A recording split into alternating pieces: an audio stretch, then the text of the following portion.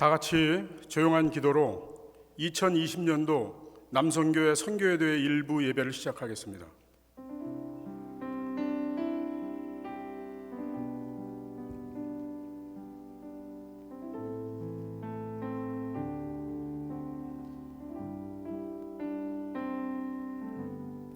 내가 여호와를 항상 송축하며 내 입술로 항상 주를 찬양하리이다.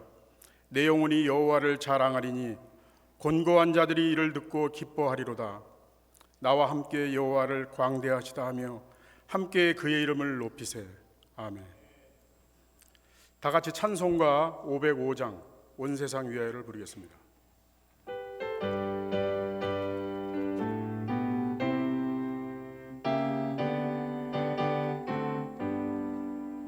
온 세상 위하여 나 복음 전하리.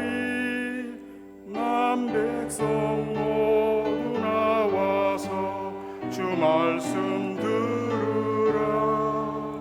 수중에 빠져서 헤매는 자들아, 주님의 음성 듣고서 너 구원받으라.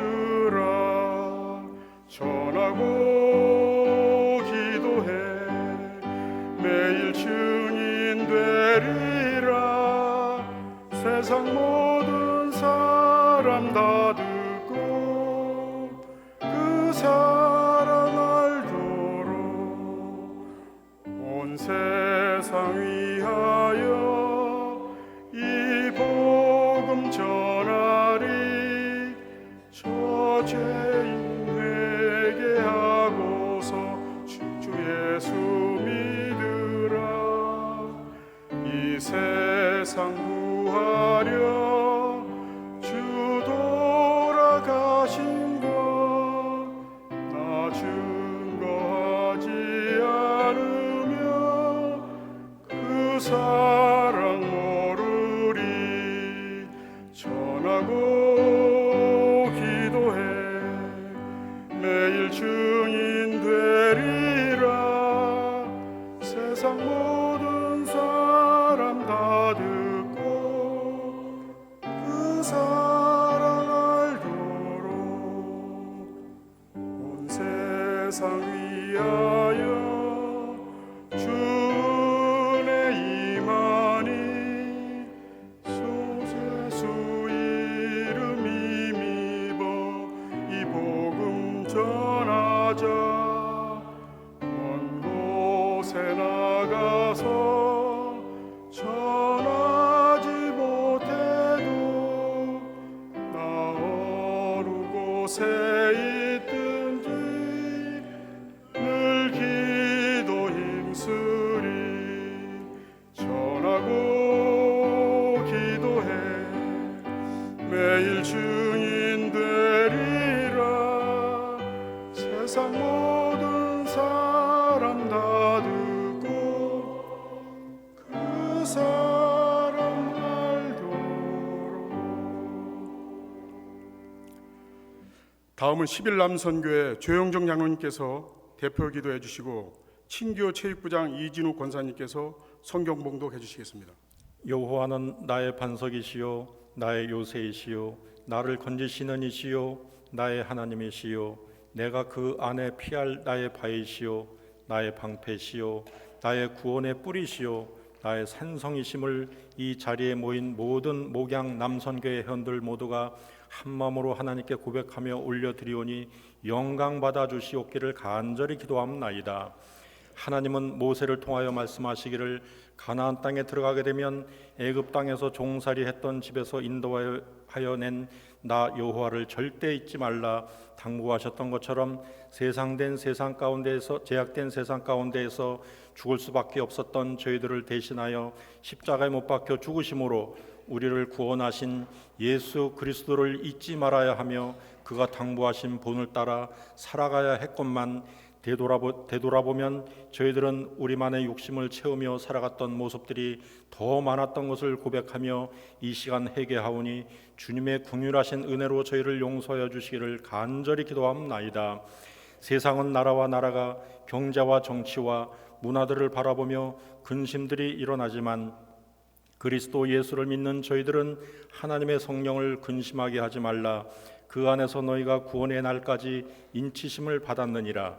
너희는 모든 악독과 노함과 분냄과 떠드는 것과 비방하는 것을 모든 악의와 함께 버리고 서로 친절하게 하며 불쌍히 여기며 서로 용서하기를 하나님의 그리스도 안에서 너희를 용서하심과 같이 하라 하신 말씀과 예수 안에서 선한 일을 위하여 지으심 받은 자답게 세상 사람들을 긍휼함으로 용서하며 근심하지 않도록 그들을 위로하게 하시고 세상을 중보하며 축복하는 기도가 날마다 충만하게 일어나게 하여 주시기를 간절히 기도하옵나이다. 한 가정의 아버지로 세워주셔서 주님이 보여주신 본을 배워 행하게 하시고 더 나아가 우리가 행하는 모습을 통하여 아들과 딸과 후손들이 배워 지키게 하도록 사명을 받은 목양 남선교회 가장들을 2020년 첫 달에 모이게 하사 한 마음으로 찬양하게 하시고 말씀으로 부름받은 김진홍 목사님을 보내주셔서 우리에게 선교의 열정이 있는가란 말씀으로 저희들의 영혼에 은혜와 위로와 권면의 말씀을 주시는 하나님께 감사와 영광을 올려드립니다. 목양교를 용인 지역에 생명을 구하는 교회로 삼으신 하나님께서 말씀의 대변자로 삼으신 김한중 담임 목사님과 남선교를 이끌어 나갈 이덕열 장로님과 임원들과 모든 회원들과 목양교의 모든 성도들과 오늘 말씀을 전해주시는 김진홍 목사님과 수표교 교회 모든 성도들에게 하나님의 은혜가 충만한 평강과 영혼 간의 강건함과 예수님과 같은 온유한 마음을 주셔서 저희의 마음과 삶을 바라보는 세상 사람들이 예수님을 받아들이는 삶의 전도가 일어나게 하여 주시기를 간절히 바라오며 오직 사랑 하나로 우리를 구원하신 예수님 이름으로 감사하며 간절히 기도드리옵나이다. 아멘. 오늘 성경 말씀은 사도행전 1장 1절로 11절까지입니다. 사도행전 1장 1절로 11절입니다. 봉독하겠습니다. 데오빌로여, 내가 먼저 쓴 글에는 무릇 예수께서 행하시며 가르치시기를 시작하신부터 그가 택하신 사도들에게 성령으로 명하시고 승천하신 날까지의 일을 기록하였노라. 그가 고난받으신 후에 또한 그들에게 확실한 많은 증거로 친히 살아계심을 나타내사 40일 동안 그들에게 보이시며 하나님 나라의 일을 말씀하시니라. 사도와 함께 모이사 그들에게 분부하여 이르시되 예루살렘을 떠나지 말고 내게서 들은 바 아버지께서 약속하신 것을 기다리라. 요한은 물로 세례를 베풀었으나 너희는 몇 날이 못되어 성령으로 세례를 받으리라 하셨느니라. 그들이 모였을 때 예수께 여쭈어 이르되 주께서 이스라엘 나라를 회복하심이 이때니까 하니 이르시되 때와 시기는 아버지께서 자기의 권한에 두셨으니 너희가 알 바 아니요 오직 성령이 너희에게 임하시면 너희가 권능을 받고 예루살렘과 온 유대와 사마리아와 땅끝까지 이르러 내 증인이 되리라 하시니라. 이 말씀을 마치시고 그들이 보는 데 올려져 가시니 구름이 그를 가리어 보이지 않게 하더라. 올라가실 때 제자들이 자세히 하늘을 쳐다보고 있는데 흰 옷 입은 두 사람이 그들 곁에 서서 이르되 갈릴리 사람들아 어찌하여 서서 하늘을 쳐다보느냐. 너희 가운데서 하늘로 올려지신 이 예수는 하늘로 가심을 본 그대로 오시리라 하였느니라. 할렐루야. 우리 하나님께 존귀와 영광을 돌립니다. 오늘 2020년도 우리 목양교회 남선교회 선교대회를 위해서 귀한 목사님을 모셨습니다. 우리 김준홍 목사님은 감리교 신학대학교 졸업하시고 또 대학원 졸업하시고 특별히 이집트의 이슬람 국가에서 무슬림들을 위해서 선교하는 일에 한 15년 동안 그렇게 헌신을 하셨고요. 그런데 거기 선교사로 가시기 전에 우익교회 부목사로 계셨는데 우익교회에서 담임 목사님으로 청빙을 해가지고 그래서 우익교회 담임 목사로 한 15년 그렇게 목회를 하시다가 이제 지금은 수피교교회 담임을 하고 계십니다. 수피교교회는 100년이 넘는 역사 속에서 우리 민족의 중요한 순교사들 또 위대한 목사님들을 많이 배출해낸 아주 역사 깊은 그런 교회입니다. 감리교신학대학교 지금 객원 교수로도 계시고 또 사회복지법인 성육원 이사장으로 사역하고 계십니다. 특별히 아랍 선교회 이제 이집트의 선교사로 계셨던 그런 경력이 아마 이런 일들을 더 하시게 되는 것 같습니다. 그리고 선교국 산하의 이슬람 연구원 원장으로 귀한 사역을 하고 계십니다. 오늘 우리에게 오셔서 역시 선교사님답게 우리에게 선교에 열정이 있는가 이런 제목으로 말씀 전해 주실 때 큰 은혜 받으시기를 바랍니다. 목사님 나오실 때 박수로 환영하겠습니다. 할렐루야. 큰 박수 해 주시기 바랍니다. 예. 너무 거창하게 소개를 한 것 같아요. 네. 깜짝 놀랐습니다. 제가 우리 목양교회 우리 김환용 목사님을 통해서 거의 2달에 한 번 정도 이 목양교회 활동과 또 역사, 하나님의 역사심, 하나님 일하심을 많이 이렇게 듣게 되고 참 놀라고 있는데 오늘 이 남선교회 선교대회 보고 제가 또 놀랐습니다. 전 이 개교에서 이런 정도의 이 규모로 이 선교대회를 하는 건 처음 봐요.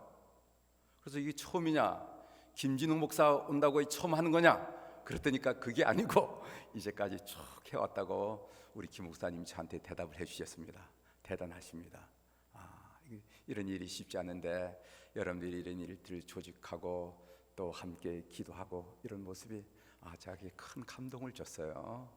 하나님께서 오늘 이 시간 함께 하실 줄 믿고 여러분들에게 축하를 드리면서 제가 말씀을 전할까 그렇게 생각합니다. 기도하시겠습니다.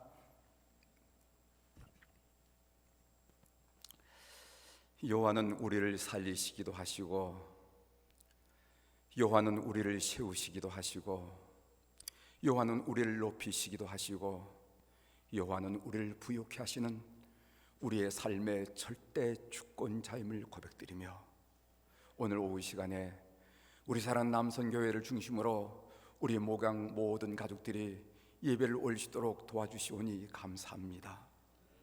신앙의 철이 없을 때에는 내 힘으로, 내 능력으로, 내 재원으로, 내 지혜로 삶을 일구고 갈 줄 알았지만은 신앙이 철이 들고 뒤안길을 뒤돌아볼 때 하나님의 은혜요, 하나님의 이끄심이요, 하나님의 간섭하심을 고백드리지 않을 수 없습니다.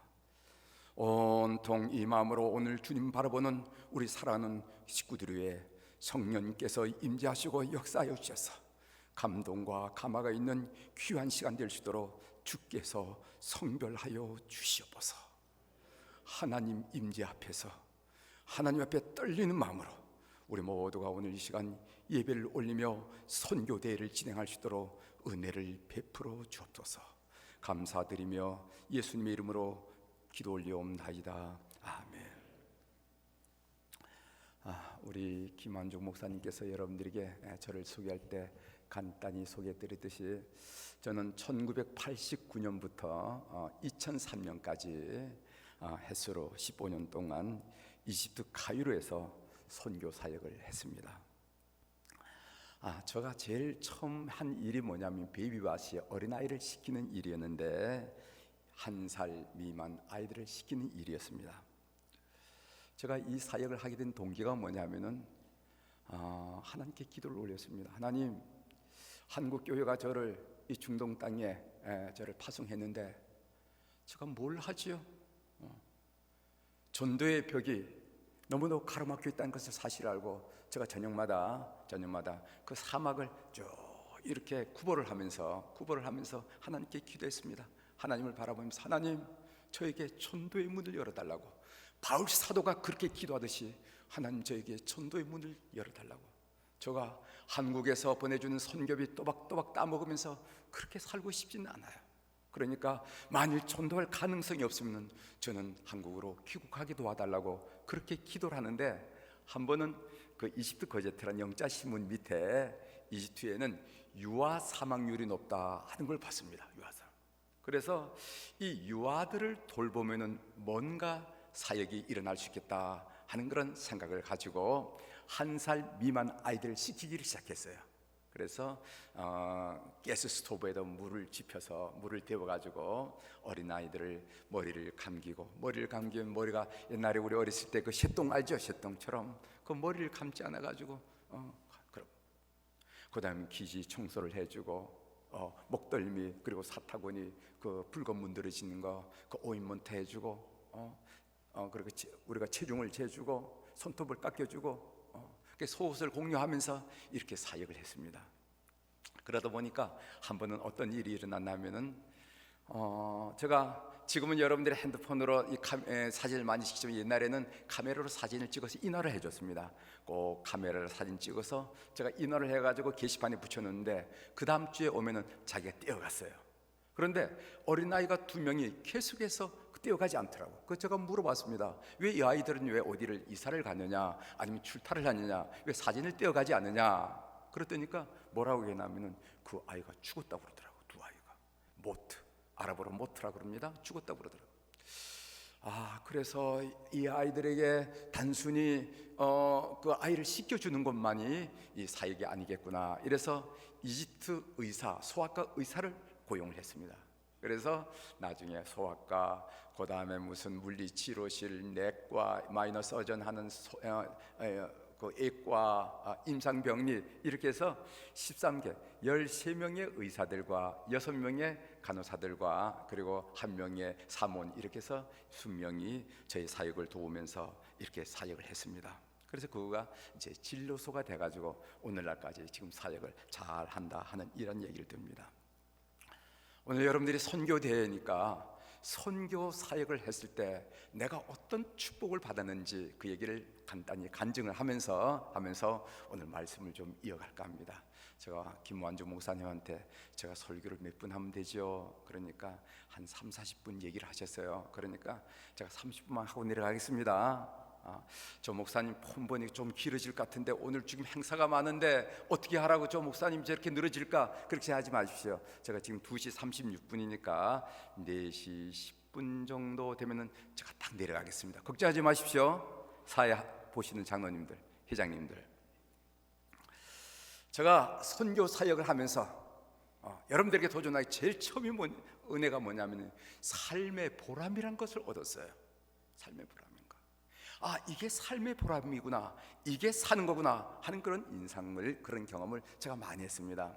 이 베비아실 하면 중동 지역은 주로 밤에 사역을 하거든요. 밤에 사역하면 한 11시, 12시가 되면 문을 다 잠그고 제가 이 차를 타고 날강변으로 해서 남쪽으로 저희 집으로 귀가를 하게 됩니다.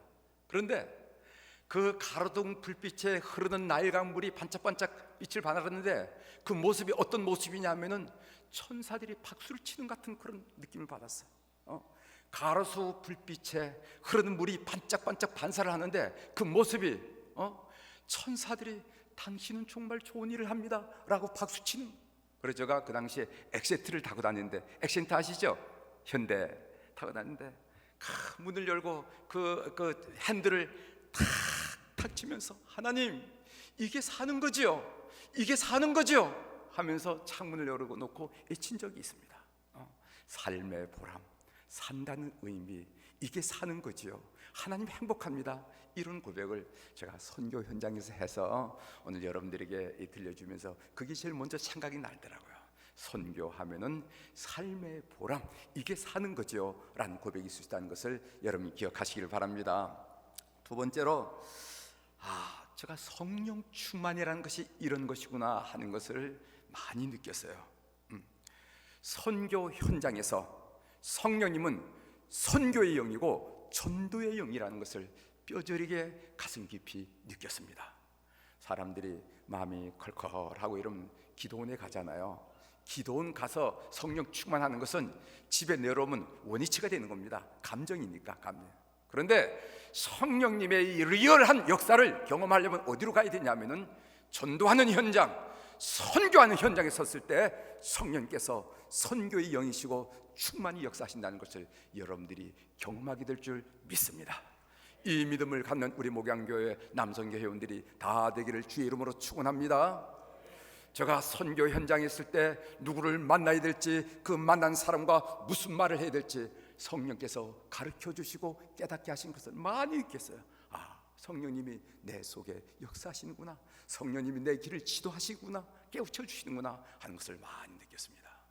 여러분, 성령은 선교의 영, 전도의 영이기 때문에 그 현장에 있을 때 성령님의 실제적인 은혜와 임재를 체험할 수 있다 하는 것을 여러분이 아시길 바랍니다. 그 다음에 자녀 축복인데, 이건 자랑할 수 있는, 자랑할 요소니까 그냥 넘어가도록 하겠습니다.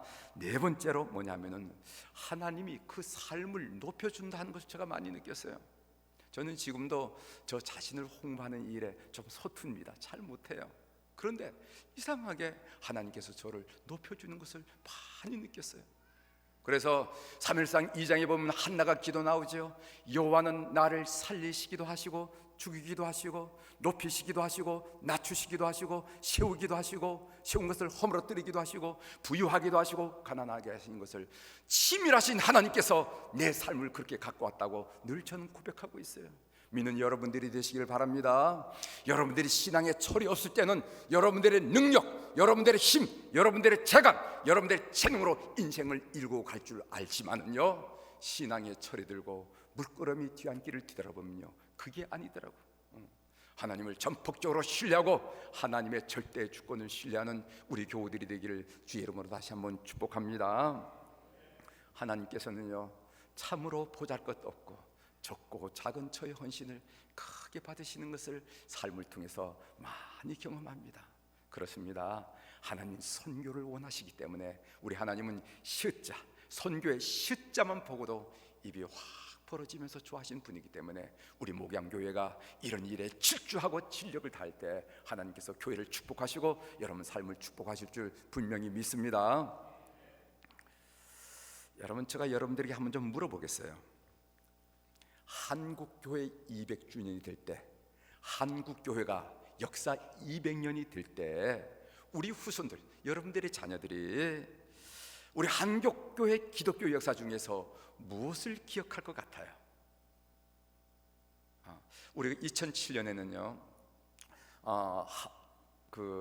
평양 대붕운동 100주년이기 때문에 평양 대붕운동이 1907년에 일어났잖아요. 그래서 여러분 잘 아시죠? 그 100주년이 2007년이었기 때문에 우리 한국교회는 그 100주년을 기념하기 위해서 상암 월드컵 경기에서 온 교우들이 모여서 하고, 저 같은 경우는 그 선교 분과에서 일을 했습니다. 이랬어요. 우리 한국교회는 선교 100주년을 뒤돌아보면서 가장 의미 있고 우리가 기려야 할 사건이 무엇일까 생각할 때 우리들은 평양 붕운동을 제일 먼저 생각했습니다. 100년.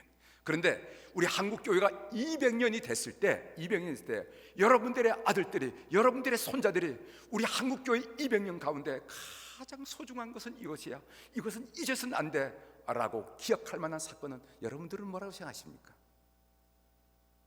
목양교회 세운 거?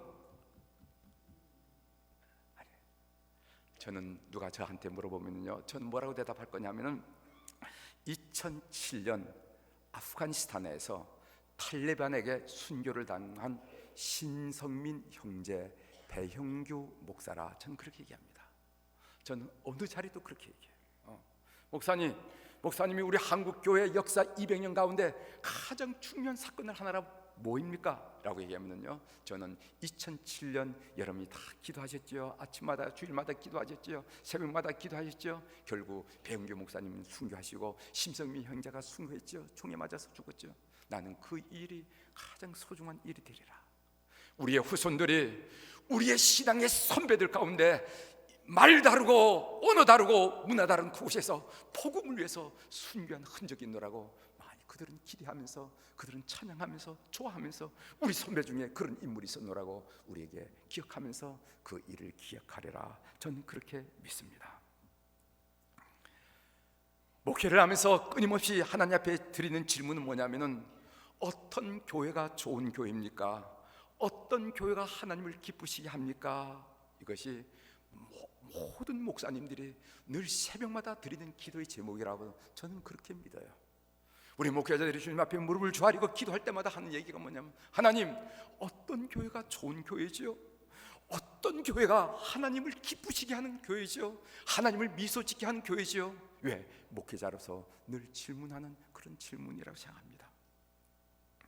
여러분, 이 질문에 어떻게 생각하십니까? 어떤 교회가 좋은 교회고 어떤 교회가 하나님을 기쁘시게 하는 교회라고 여러분 생각하십니까? 생각해 보세요. 이것이 바로 교회론인데, 이런 질문에 대해서 가장 정확하게 대답해 주는 것이 사도행전입니다. 사도행전. 왜냐하면 사도행전을 공부해야 교회론을 정확하게 이해하고 사도행전에 교회가 무엇인지, 하나님의 교회를 통해서 의도한 바가 무엇인지 우리가 알 수가 있어요. 사도행전은. 여러분, 사도행전에 보면 어떤 말이 나오냐면요, 두 가지 중요한 내용이 있는데, 하나는 뭐냐? 사도행전 교회는 성령 공동체, 성령 공동체. 예수님이 부활하시고 승천하시기 전에 마지막 말씀 중 명령 중에 첫 번째 명령이 뭐냐면 성령을 기다리라 하는 말씀이죠. 사도행전 1장 4절을 제가 읽어드리겠습니다. 예루살렘을 떠나지 말고 내게서 들은 바 아버지의 약속하신 것을 기다리라. 아버지 약속하신 무엇인 겁니까? 성령이죠. 그들이 성령을 기다렸다니까 사도행전 2장 1절부터 4절에 보면 오순절 날이 이름에 그들이 다 같이 한 곳에 모였더니 호련히 하늘로부터 급하고 강한 바람 같은 소리가 있어 그들이 앉은 온 집에 가득하며 마치 불의 혀처럼 갈라지는 것들이 그들에게 보여 각 사람 위에 하나씩 임하여 있더니 그들이 다 성령의 충만함을 받고 성령이 말하게 하심을 따라 다른 언어들로 말하기를 시작하니라. 우리 주님의 명령 따라 기다렸더니 성령님이 임재하셨다.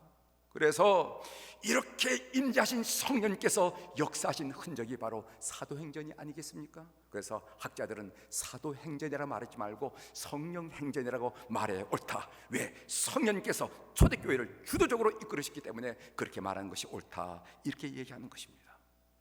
교회는 성령 중심의 공동체가 되어야 될 줄 믿습니다. 믿으시길 바랍니다.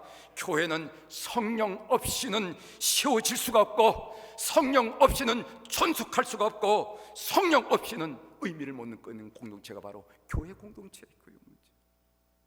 여러분, 이 세상 사람들이 교회를 두려워할 때 교회 크기를 보고 두려워한 줄 아십니까? 여러분, 교회 인원수를 보고 두려워할 줄 아십니까? 그렇지 않아요.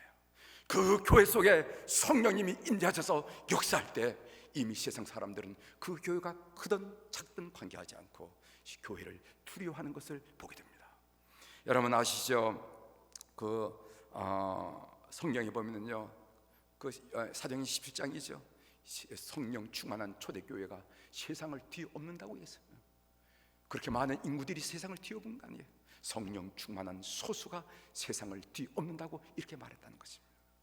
오늘 이 목양교회가 성령 충만한 교회가 되기를 주의 이름으로 당부합니다. 성령 충만한 교회가 되어야만 직원들이 제대로 할 수가 있고 임원들이 제대로 할 수가 있어요. 여러분, 성령 충만하지 않으면 임원들이 피해의식에 금방 갇히게 됩니다. 내가 어떤 사람인데 저 사람한테 이렇게 절을 해야 돼?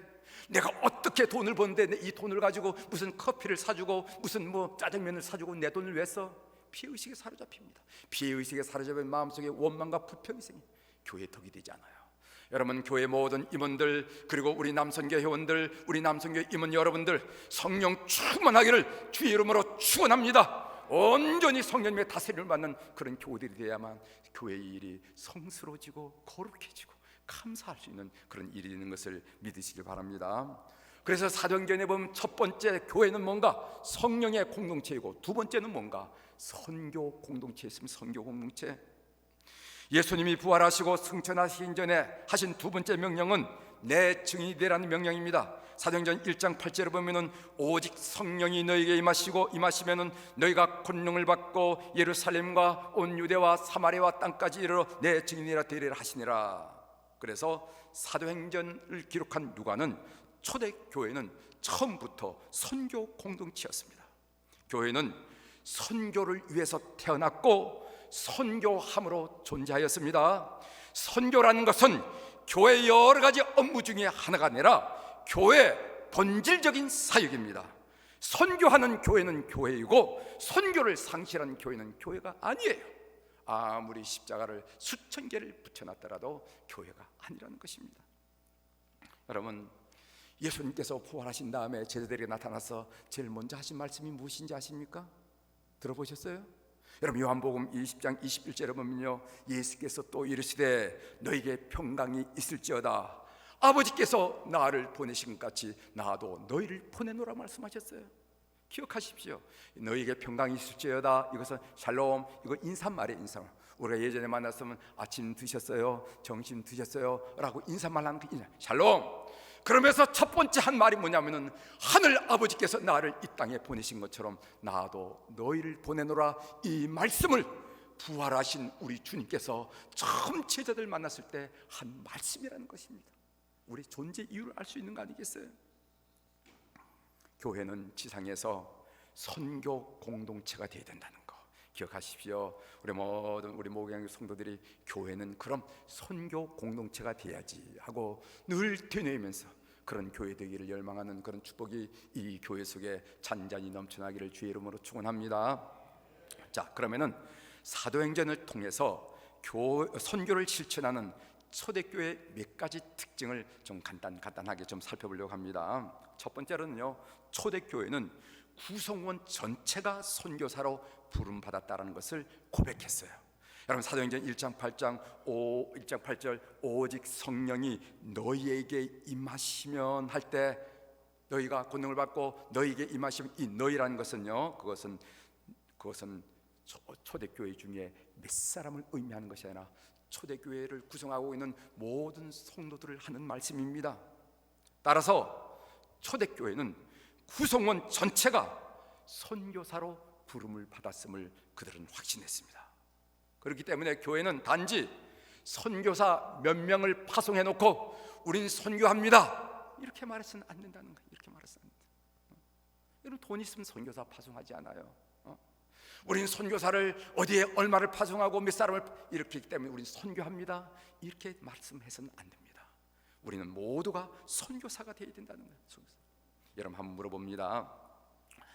베드로가 결혼했죠? 장모가 있었으니까 결혼했죠? 옆에 있는 장로님들 정신 바짝 차리고 제가 물어볼 테니까. 자, 베드로 자식은 몇이었습니까? 베드로 자식 몇이에요? 2명? 3명?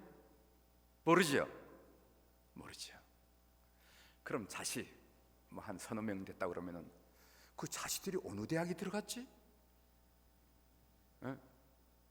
베드로의 첫째 자식은 책임감이 있기 때문에 서울대학에 들어가고, 서울대 예루살렘 대학에 들어가고, 둘째 자식은 골치 아픈 공부를 안 했기 때문에 갈릴리 대학에 들어갈까 말까 하고 그랬습니까? 자, 여러분들 아파트 좋아하시죠? 베드로는 예수님의 수제자인데 몇 평짜리 아파트에 살았습니까? 아니, 그 당시에는 아파트가 없겠죠? 그럼 몇 평짜리 단독주택에 살았겠습니까? 세 살았을까요? 전세? 여러분, 제가 이 질문하는 것을 여러분들이 무슨 의미를 말씀하려고 하는지 여러분 잘 아실 것입니다. 오늘 우리가 그토록 애쓰는 우리 자녀들의 대학 문제, 오늘 우리가 그토록 애쓰는 아파트 문제, 성경에는 여백에도 말하지 않았다라고. 우리가 그토록 중요한 거 여백에다가 줄을 달으라고. 1번, 베드로는 첫째 아들은 공부를 잘해가서 예루살렘 대학 가고, 둘째 아들은 골치 아픈 놈이기 때문에 갈릴리 대학에 들어가지 못했다. 쓰지 않았어. 베드로는 수제자가 되었기 때문에 나중에 돈을 많이 벌어가지고 단독주택인데 50평짜리 단독주택과 론그라운드를 가졌더라. 그런 거 주의 안 달았어. 왜 안 달았습니까? 왜 우리에게 그토록 중요한 것이 왜 성경에 안 나왔습니까? 왜 안 나왔습니까? 왜 안 나왔어?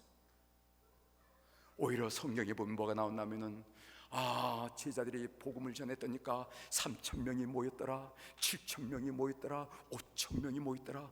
선교한 얘기는 그득하게 나와 있어.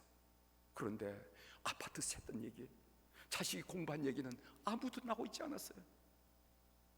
왜 나와 있지 않았을까? 그것은 그들에게 관심이 아니었기 때문에 그렇습니다.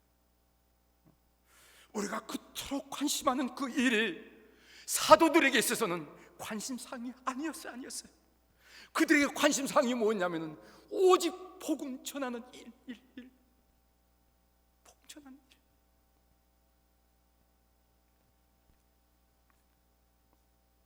성도들의 존재의 목적은 하나님의 보내심을 받아 각자의 삶의 영역에서 직장이든지 학원이든지 가정이든지 군대든지 선교를 실천하며 살아가는 것이라는 것을 오늘 이 선교대회를 기해서 다시 한번 여러분 삶의 하나의 이정표로 정립하는 여러분들이 되기를 주의 이름으로 고민합니다.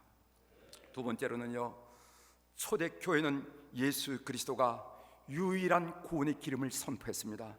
여러분 사도행전 4장 12절의 말씀 너무 잘 아시죠?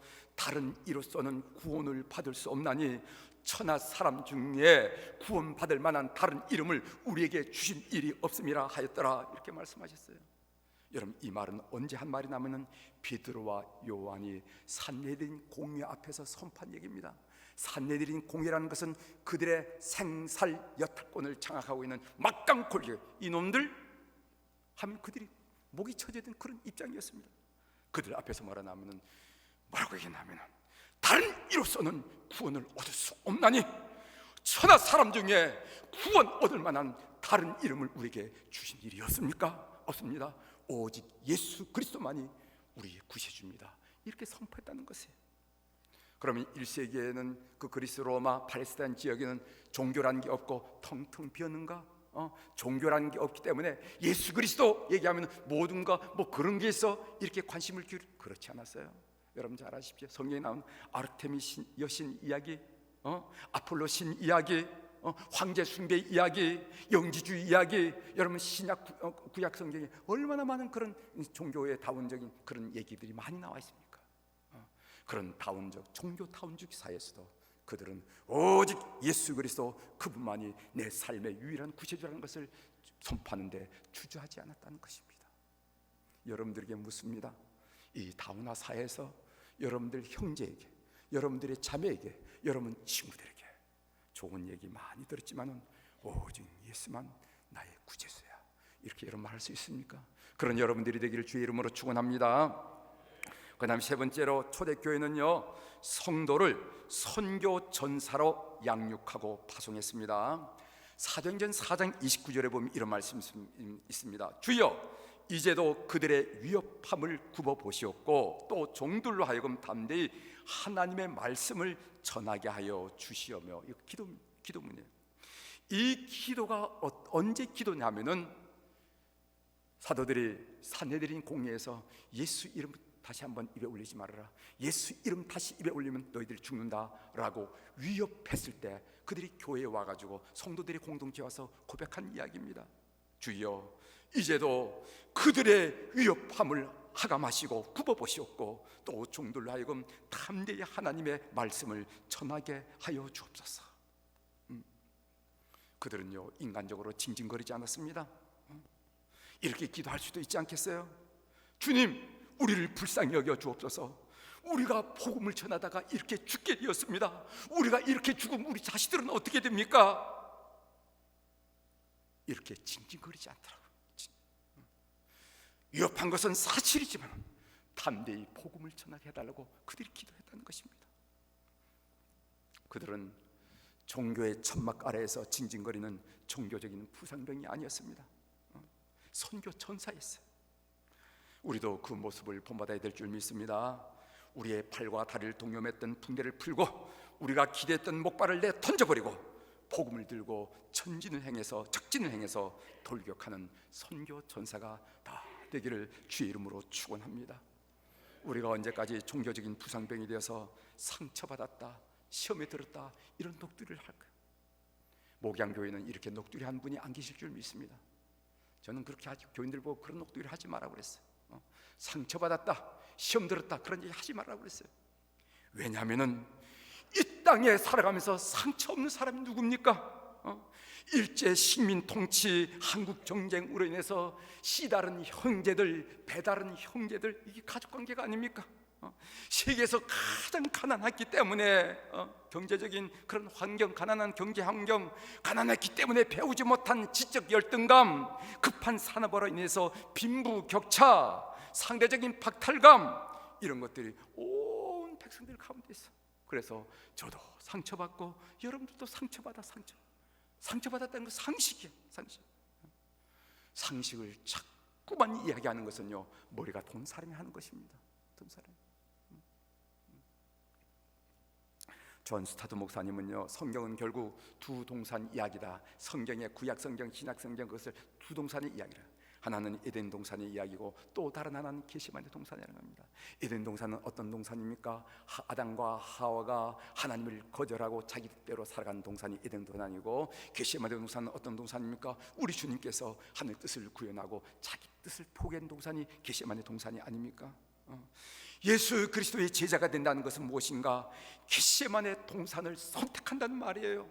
예수 그리스도의 제자가 된다는 것은 다르게 살기로 결심한다는 말입니다. 예수 그리스도의 제자가 된다는 것은 세상의 풍조에 따라 살지 않고 세상과 다르게 살기로 결심한 존재들이 바로 그리스도인들의 삶이에요. 그런데 문제는 뭐냐면요, 다르게 살다 보니까 부딪힘이 많아. 왜 세상이 우리에게 자꾸 부딪히는 하면요, 세상은요 그 진실을 거절하기 때문에 그래요. 부딪힘을 싫어하기 때문에 그랬어요. 그래서 우리가 이런저런 상처도 받고 애토리도 되고 어려움을 당합니다. 이 성도가 이 땅에 살아간 삶의 양태. 그때 여러분, 종교의 부상병으로 나 죽겠습니다 이렇게 말하지 않고, 나는 하나님의 천사로서 우리를 동요했던 분달을 풀어젖히고 목발을 내던지고 하나님의 사람으로 천사로 세워지는 우리 교회 성도들이 다 되기를 주의 이름으로 축원합니다. 네 번째로, 초대교회는 본질적인 사명에 집중해야 함을 알았습니다. 사도행전 6장 2절에 보면 12사도가 모든 제자를 불러 이르되 우리가 하나님의 말씀을 제쳐놓고 접대를 일삼는 것이 마땅하지 아니하니 하는 말씀이 있습니다. 여러분, 이 부흥하는 이 초대교회에 일어난 문제 여러분 잘 아시죠? 구제 때문에 일어났습니다. 헬라파 유대인들이, 자기 과부들이 그 매일 구제에서 빠짐으로 히브리파 사람들을 원망했다 하는 얘기예요. 여러분, 헬라파 유대인이라는 것은 여러분이 잘 알다시피 팔레스타인 땅에 살지 않고 저 옆에 터키, 이집트, 그 다음에 그리스, 로마에 흩어져 있는 사람입니다. 그들은 헬라어를 주로 하기 때문에 헬라파 유대인이라 이렇게 말하죠. 반면 히브리파 유대인이라는 게 뭐냐 하면은 팔레스타인에 살면서 그 당시에 공통어는 아람어를 했던 사람들입니다. 그러니까 이 헬라파 유대인들이 볼 때 이 소위 팔레스타인 살고 있는 히브리파 유대인들이 자기를 괄시한다, 무시한다 그런 거죠. 오늘 말하면은요, 타관에서 온 사람과 본토박이 사이의 갈등이라고 말할 수가 있습니다. 이제 막 시작한 초대교회, 이제 부흥의 열기가 일어난 이 초대교회가 잘못하면 반이 쫙 갈라질 수 있는 그런 위기 상황이었습니다. 그때 초대교회 지도자들은 무엇을 선택했는지 아십니까? 보세요.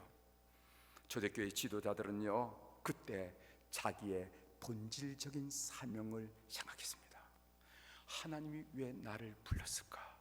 내가 지금 하고 있는 일이 본질적인 일인가?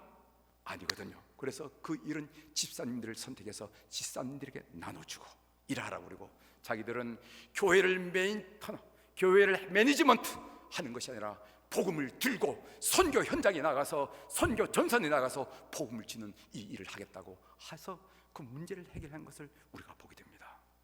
오늘 이 부분에서요, 우리가 알 수 있는 것은 뭐냐면, 교회가 본질적인 사명을 망각하고 교회가 돈 100만 원, 돈 200만 원 가지고 쓰여야 되냐 쓰지 말아야 되느냐, 우리 장로님들이 1시간 2시간 의논하는 거 하나님이 크게 기뻐하지 않으셨어요. 이런 일 지사님들이 알아서 하세요. 이런 일 집사님들 알아서 하세요. 우리는 가능하면 복음을 들고 나가겠습니다. 수지로 나가든지 아니면 어디를 나가든지 복음 들고 나가고, 가능하면 비전 트립 나가겠습니다. 저는 거기에 관심 있습니다 라고 선포하는 이 교회 리더들이 되기를 주의 이름으로 축원합니다.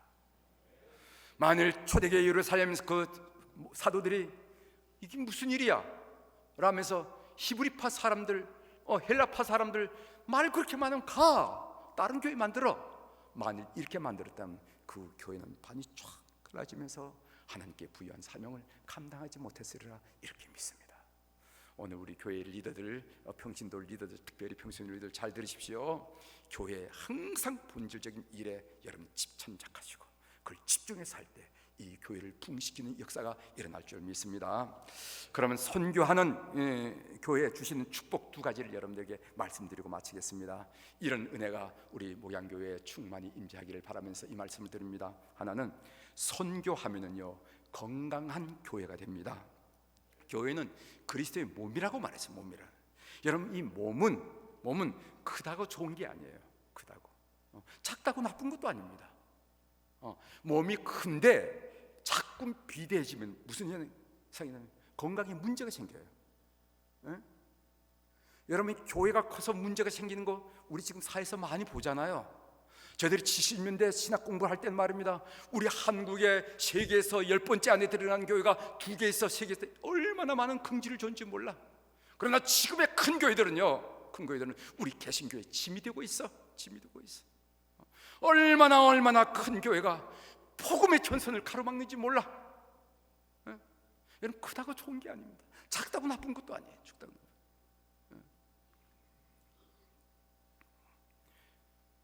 교회가 비대해지면요, 세속화되기 쉽고, 그리고 타락하기 쉽고, 더 심각한 문제를 이야기합니다.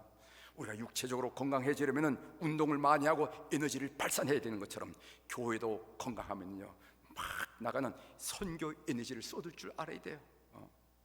선교에 열중하면은 그리스도인 개개인이 신앙이 성숙해질 뿐만 아니라 교회도 건강해진다는 축복을 누리게 된다는 것을 꼭 믿는 여러분들이 되시길 바랍니다. 그래서 우리 남선교회 선교대에 이런 대회가 필요한 거예요. 다시 한번 자극하게 되는 거예요. 다시 한번 우리가 누구냐, 우리의 본질이 뭐냐, 부르심의 본질이 뭐냐, 다시 한번 생각해. 난 의미 있다고 생각하는 것입니다. 두 번째로 제가 또 간단히 말씀드리는, 두 번째는 선교하면 영광스러운 교회가 됩니다. 여러분 생각해 보시기 바랍니다. 어떤 성도가 위대한 성도입니까? 어떤 성도가 위대한 성도예요? 또 어떤 교회가 위대한 교회입니까? 저는 위대한 성도라는 것은 위대한 선교 명령에 전적으로 헌신한 성도가 위대하다고 봅니다. 위대한 교회가 어떤 교회냐면은 위대한 선교 명령에 전적으로 헌신하는 교회가 난 위대한 교회라고 보는 거예요. 여러분, 우리 주님의 위대한 선교 명령이 무엇입니까? 마태복음 28장 19절부터 20절에 나오죠. 그러므로 너희는 가서 모든 민족을 제자로 삼아 아버지와 아들과 성령의 이름으로 세를 베풀고 내가 너희에게 분반 모든 것을 가르쳐 지키게 하라. 볼지어다 내가 세상 끝날까지 너희와 항상 함께 있으리라 하시니라. 이것이 지상 명령, 지상은 땅 위가 아니라 최고의 명령이라는, 최고의 명령, 지상. 그것이 바로 우리 주님. 이 지상 명령을 순행한 사람이 최고의 성도라 생각합니다. 이 지상 명령을서 발버둥 치면서 수행하려고 하는 교회가 난 위대한 교회라고 봅니다. 위대한 교회. 선교는 비유하건대 단체 경기와 같다고 얘기해요. 월드컵 축구대회에서 우승한 팀은 금메달을 몇 개를 받냐면 45개를 받아요. 몇 개를 받는가 하면 12개, 이렇게 받는 게 아니라 45개를 받는답니다. 왜 45개를 받나 하면은 운동장에서 뛴 선수, 후보 선수, 감독, 코치, 의료진, 지원요원 이런 사람들이 다 메달 하나씩 받고 있어요. 저는 선교도 마찬가지라고 생각합니다. 선교 전선에 나가 있는 선교사도 중요하지만 그 일을 위해서 기도하고 물질을 공유하고 이런 이 팀이 다 하나님 앞에 영광을 돌려줄 줄 분명히 믿습니다.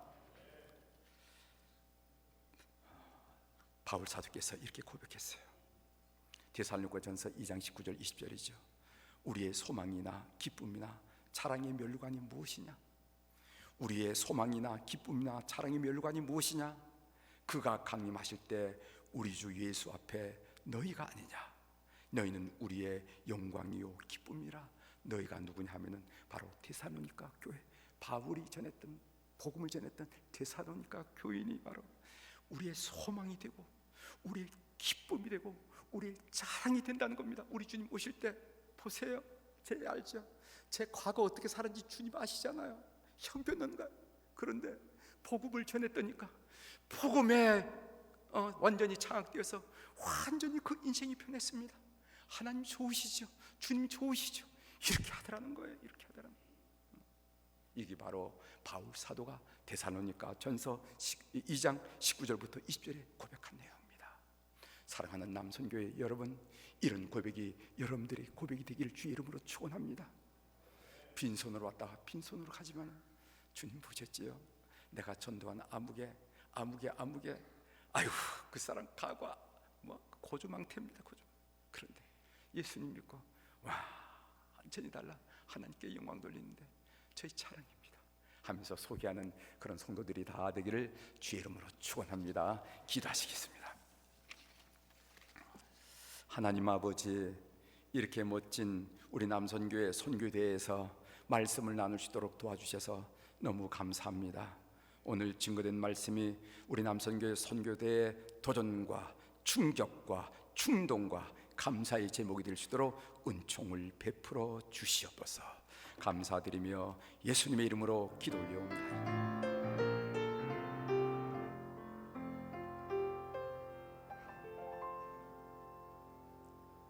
하늘을 볼 겨를도 없이 분주하게 세상을 살다가 마음의 먹먹함이 내 삶을 짓누를 때 그제서야 주님을 찾습니다.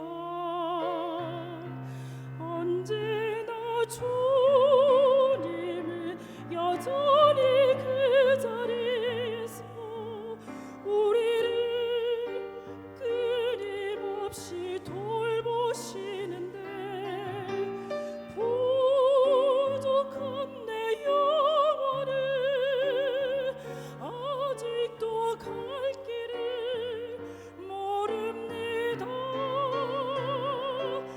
내게 믿음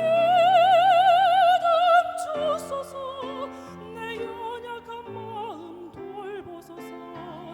한없는 주님의 사랑하게 하소서. 영원까지 그의 백성 지키시는 우리 하나님 바라보며 살게 하소서.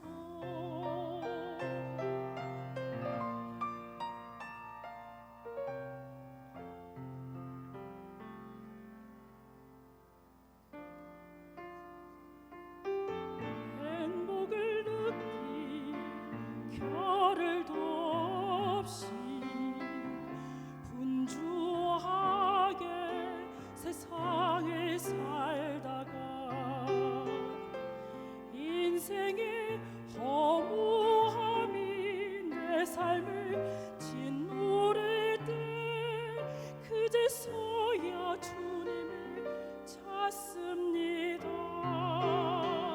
언제나 사랑해 주님은 그 자리에서 끝까지 놓지 않고 붙드시는데 부족한 내 마음을 아직 돌아올 줄 모릅니다. 모든 것을 다 잃는 것 같던 순간에도 모든 아픔이 다 내 것인 것 같다 해도 항상 지키시는 나의 주, 세상을 살아가 힘드시네.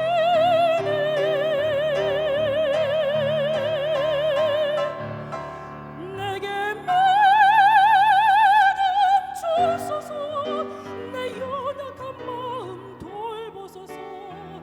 한없는 주님의 사랑하게 하소서. 영원까지 그의 백성 지키시는 우리 하나님 바라보며 살게 하소서. 하늘 보며 살게 하소서.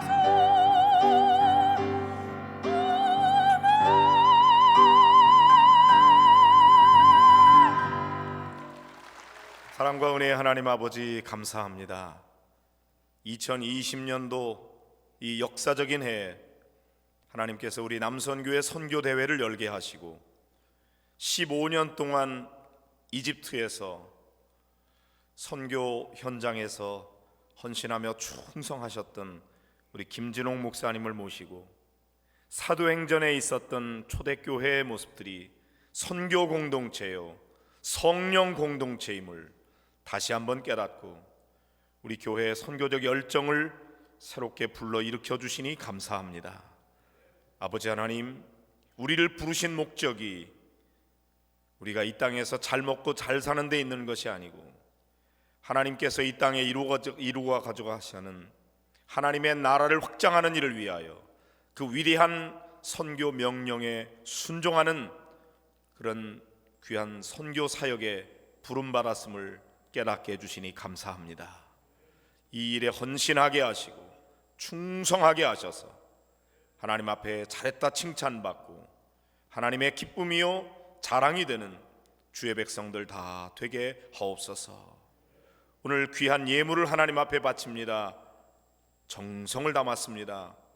주의 일에 헌신하는 마음으로 우리가 기도의 제목을 적었습니다. 들으시고 응답하여 주옵시고 이 물질이 쓰여지는 곳에 하나님의 아름다운 역사들이 나타나게 되기를 원합니다. 이 물질을 바친 사랑하는 성도들 가운데, 그 가정과 자녀들 가운데, 저들의 생업 가운데 놀라운 은혜와 복을 내려 주시옵소서. 더 많은 선교 사역에 헌신하며 충성하는 믿음의 일꾼들이 되도록 축복하여 주시옵소서. 오늘 남선교회 선교대를 통해서 영광 받으시옵고 이 대회가 우리 목양교회 선교의 놀라운 축제가 되게 하시며 하나님께 존귀와 영광을 돌리고 2020년도 아름다운 선교의 역사를 출발할 수 있도록 은총을 베풀어 주시옵소서. 또 우리 김진홍 목사님과 그 교회와 그 사역 가운데 하나님께서 놀라운 은혜와 복으로 충만하게 채워 주시옵소서. 이제는 우리 주 예수 그리스도의 놀라우신 구속의 은총과 우리 하나님 아버지의 크고 영원하신 사랑하심과 성령 하나님의 교통하심과 축복하심과 인도하심이 하나님 맡겨주신 선교 사역을 위하여 헌신하며 충성하기를 다짐하는 사랑하는 모든 성도들과 저들의 삶 속에 저들의 사역 가운데 언제까지나 함께 계시옵기를 간절히 축원하옵나이다. 아멘.